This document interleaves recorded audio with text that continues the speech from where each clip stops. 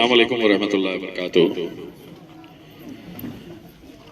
मुझे आज खुशी है कि कुछ दिन पहले मैं इस गली में आया था जिसे आप रोड कहते थे।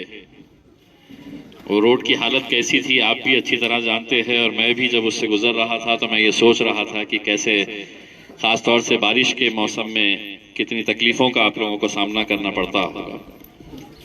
और जब ये रोड मुकम्मल हुआ तो मैंने खुद से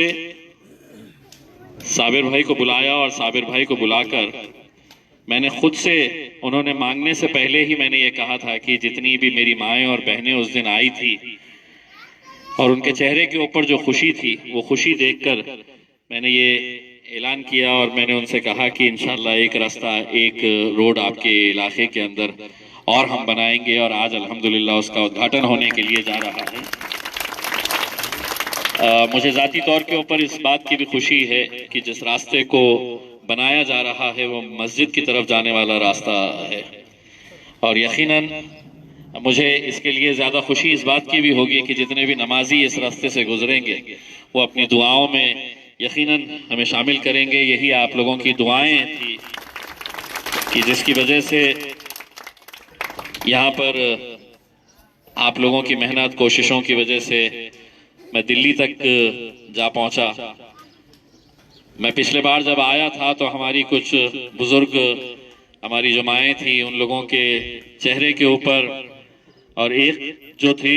जो बहुत ज्यादा, कौन थे, आपका डांस मुझे अभी भी याद है उसमें।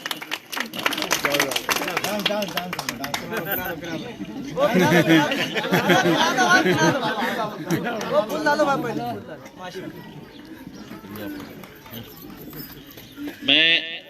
थोड़ी सी अपनी नाराजगी का भी इजहार यहाँ पर करना जरूरी समझता हूँ, क्योंकि मजलिस के जितने भी जिम्मेदार हैं वो अच्छी तरह से जानते हैं मैं जब भी किसी का उद्घाटन, किसी सड़क का या किसी काम का उद्घाटन करने के लिए जाता हूँ तो बाज़ाब्ता उसके अंदर लिखता हूँ कि मैं किसी भी तरह का कोई फूल, हार, शॉल नहीं पहनूंगा। और जिस बस्ती के अंदर मैं आया हुआ हूँ यहाँ पर, मुझे मालूम है कि बहुत गरीब बस्ती है। कई ऐसे बच्चे होंगे कि जिनके पैर के नीचे चप्पल भी नहीं होगी पहनने के लिए। तो जिस किसी ने भी यहाँ पर ये फूल और ये शॉल लेकर आए, मुझे खुशी होती कि अगर इतने पैसों के अंदर कम से कम अगर 10 बच्चों को अगर तुम चप्पल पहनाने का अगर काम करते तो उसमें मुझे ज्यादा खुशी होती, क्योंकि ये फूल तो मुरझा जाएंगे। और वैसे भी 2014-2019 के अंदर आप लोगों ने मुझे इतनी दुआओं से नवाजा, एक मर्तबा 5 साल के अंदर आप लोग इतना फूल मुझे पहना देते हैं। उसके बाद मेरी ये जिम्मेदारी होती है कि मैं किस तरह लोगों के काम आ सकूं। तो इसलिए ये आखिरी मर्तबा मैं ये बता रहा हूं मजलिस के तमाम जिम्मेदारों को कि दोबारा अगर किसी प्रोग्राम के अंदर अगर किसी ने फूल और शॉल लेकर आए तो वहां का उद्घाटन नहीं होगा, मैं वापस चला आऊंगा। उतने ही पैसों के अंदर अगर किसी गरीब बच्चे का यूनिफॉर्म का इंतजाम कर दे, किसी के चप्पल वो कर दे, तो मेरे हिसाब से वो एक सही मानों में आप एक अच्छा काम कर रहे हैं, मैं ये समझूंगा उसमें। मेरे पास ये इतनी शॉल हो गई है कि मैं सोचता हूं कि 2024 में अगर कुछ उलटफेर हो गया तो मैं शॉल की दुकान लगाकर बैठ सकता हूं। दुकान दूसरों को इतने शॉल मेरे पास जमा हो गए कि हर थोड़े दिन के बाद मैं ये शॉल घाटी में रात के वक्त में भिजवाता हूं। जो लोग रास्ते के ऊपर सोते रहते हैं उनको ही ये देता हूं। इसीलिए मेरा ये कोशिश है कि जो भी काम कर रहे हैं, आपकी मोहब्बत मैं समझ सकता हूं कि आप मुझे फूलों से आप ढकना चाहते हैं, फूल इतने पिलाना चाहते हैं मुझे, लेकिन मुझे खुशी होगी कि अगर उन्हीं पैसों से अगर कोई अच्छा काम अगर आप करेंगे तो मुझे ज्यादा खुशी रहेगी। अगर आज साबिर भाई या नासिर भाई ने ये फूल नहीं लेके आते सुनिए, ये लोगों ने उनके खुद के पैसे लाए और अरेंजमेंट भी उनका खुद का है साहब, मेरा नहीं। हाँ, तो आप लोगों ने गलती ये कर डाले, अगर नहीं लाते थे 10 चप्पलों के जोड़ियां लेकर आते थे और ये कहते थे कि ये बच्चों को आप, तो हो सकता है कि मैं और रोड का एक उद्घाटन का आपको बता देता था कि एक और रोड देने वाला हूं करके, लेकिन अब इसलिए नहीं दूंगा ताकि दूसरे इलाके के जो लोग आए हुए हैं, वो दूसरे इलाके के लोगों को भी समझ में आ जाना चाहिए, शोएब भाई को खासतौर से,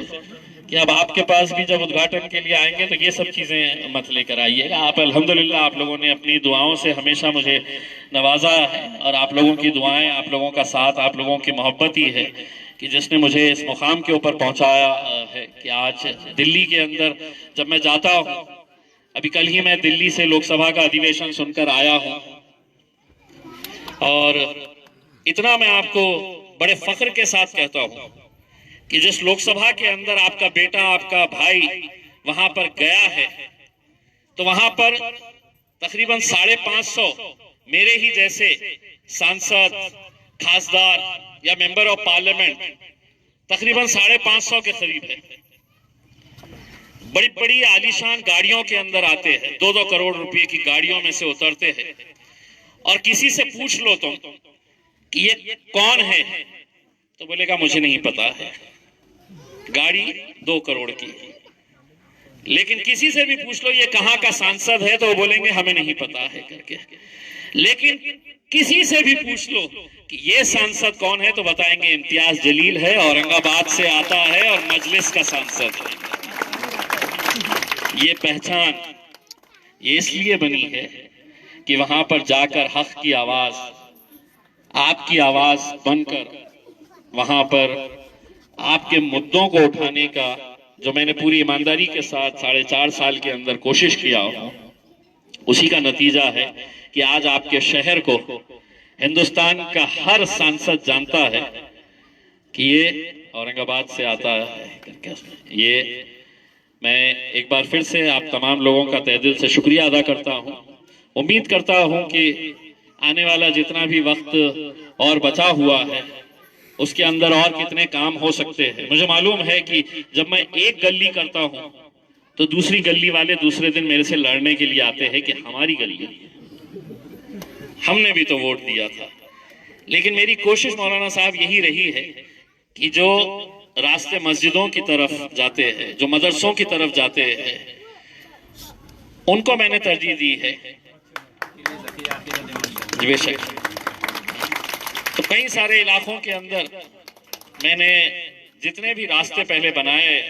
तो वो मस्जिदों की तरफ, और मुझे यकीन है कि इसको तो किसी लिहाज से रास्ता बोल ही नहीं सकते, इसको क्या नाम दो मुझे खुद नहीं समझ में आ रहा है कि ये इलाका जो है। लेकिन इंशाल्लाह दोबारा जब यहाँ पर आऊँगा तो मैं ऐसा ही रास्ता यहाँ पर भी मस्जिद की तरफ जाने वाला देखूंगा करके। आप लोगों का बहुत बहुत तहे दिल से शुक्रिया अदा करता हूँ और आप लोगों से दुआओं की दरख्वास्त करता हूँ। बहुत बहुत शुक्रिया।